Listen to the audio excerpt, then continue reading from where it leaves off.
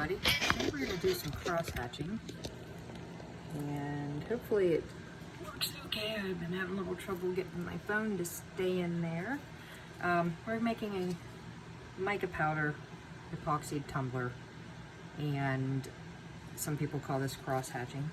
Not exactly sure why, but they call it. So for me, I like my tumbler to spin to the right. And the first thing I'm going to tell you is that I already mixed up my epoxy, and I have a little bit of bubbles in there because it's kind of cold out, but they won't matter. I'm going to crush them with my fingers anyhow. So we're going to put ever so light of a layer of epoxy on this tumbler. And my rule of thumb personally is 20-ounce tumbler, you probably need 20 mLs of epoxy total, but I mixed a little more because we're going to do 3 different colors of mica powder with this to make a little neat design. Basically it's going to look like this when we're all done with it, or something similar to that. So that's what we're going to make today. And like I said, and my spray paint on this tumbler is a hot mess, but you're never going to see any of that. So as long as you have the basic white down there, you're going to be fine. If you get too much on this, it's okay to wipe some of it off, if you will, and put it back into the container. So basically, I'm just going to do this. You can tell when you have it on there just by the feel of it, if it's slippery or not. Gloves coming off. I do have extra gloves handy because when I take this off to divvy up the epoxy and put the mica powder into it, I don't want to have epoxy all over my tools that I'm going to use. So you see how I have very little on there.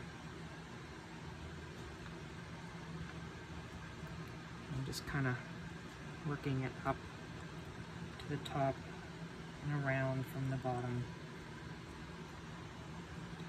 And the reason that you only put just ever so light of a coat on this is because you're going to add a whole lot more epoxy to this when you're adding the colors. And sometimes this comes in real handy instead of doing something like alcohol inks or anything like that, because you can actually control this a little bit better than you can those kind of things. Alcohol inks sort of have a mind of their own.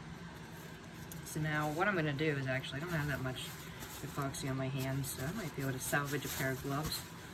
They are a hot commodity. So I should have waited to do that, but I'm going to just take this and dump a little bit into each of these other 2 cups. It's really however you want. If there's something you want to have more of one color than another, then by all means. So while I do this, what I'm going to do is take off these gloves. I did a good job, so I'm going to put them aside here. And I've got a popsicle stick for each color, but these mica powders came with this groovy little spoon, and I'm going to use bright green. Now mica powders a little bit goes a long way, so I'm not even going to use a half a spoon. That's a real thin layer. Green. Make sure that you close your containers because they spill easy, and wipe your spoon off between each of the colors. And this one is going to be golden blue. Honestly, I really can't tell that much difference between golden blue and blue, but there is enough of a difference when it gets all done that it matters. Look at that, my eyeshadow on my thumb. And then the last color is just blue.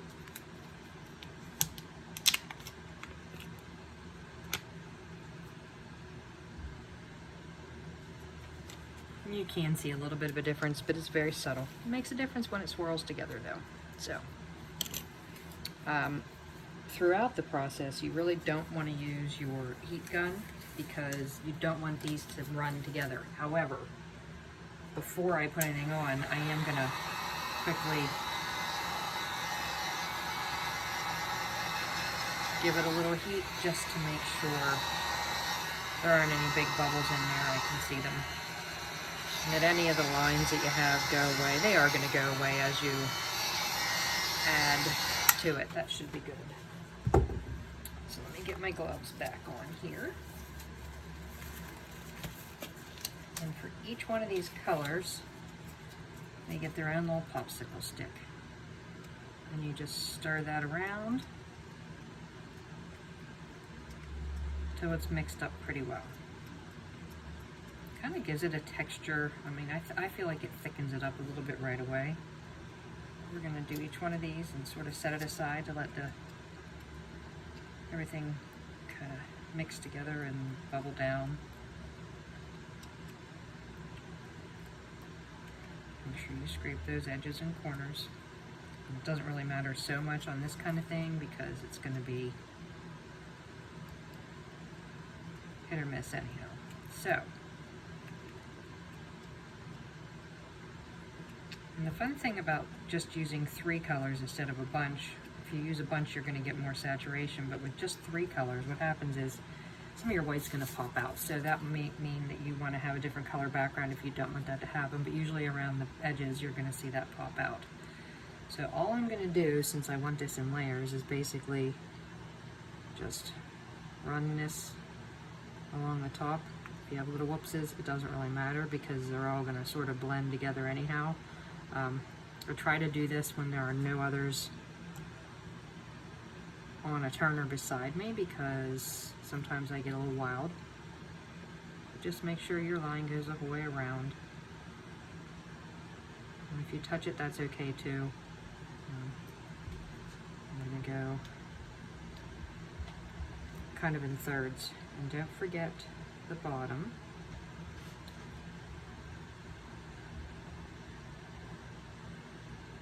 Once in a while you want to actually have some drip down the bottom.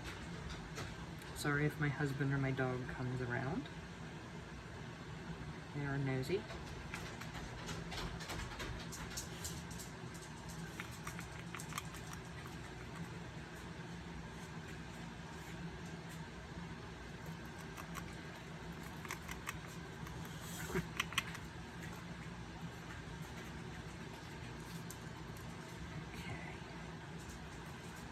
If something happens that you end up not having enough of a color, you can always go back and mix more of it. And I sort of spilled that on the bottom there, so I'm just going to pick it up off of my thing. And so that that one spins around a little bit, I'm going to, just as the one blue, I'm going to start working on my greens now.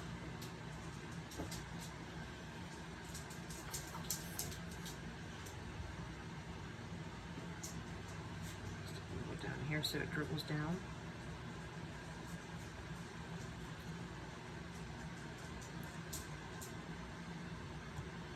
And this is why these are fun, because you can be real messy with them.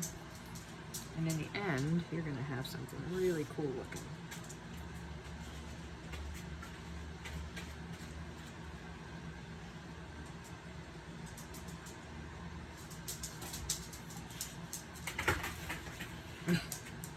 Sorry about the dog, he's deciding to be playful.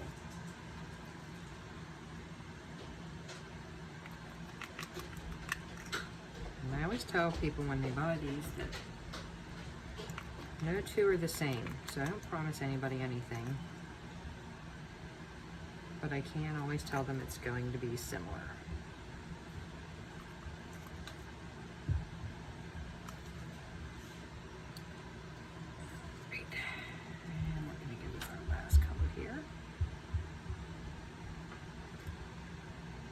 My dog is not usually that playful, so that was kind of weird.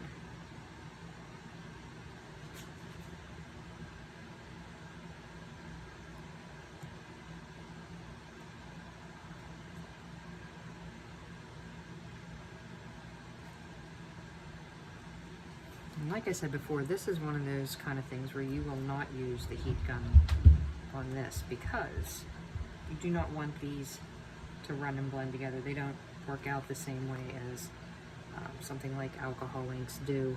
It's completely different how they'll end up mixing. How do I know that, you say? Well,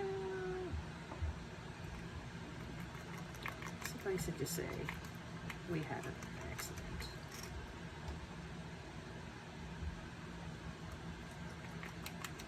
I apologize that I am not the best videographer. I'm trying to find something that my phone will go in to do this. And I did find a little stand that I'm using, but I can't put it in the way that I can control it better, so we're going to have a fumble at the end, just so you know. My dog is really noisy tonight. He is not usually that energetic. I am so sorry. But in any case, we're going to just kind of let that go for a while. And normally what I'll do is come back down and look at this in maybe half an hour. I set a timer, and at that point in time, I'll have it spin the other direction just to give it a little more flow. Then I'll come down another half hour and put it back the original direction. But you can already see everything starting to mix together and kind of get there. If something doesn't seem to be moving the way you want it to with this, you can move it around with your popsicle stick, and it will even itself out and be just fine. This isn't one of those ones where you have to be so particular, like I said, so just have fun with it. Life's too short not to have fun.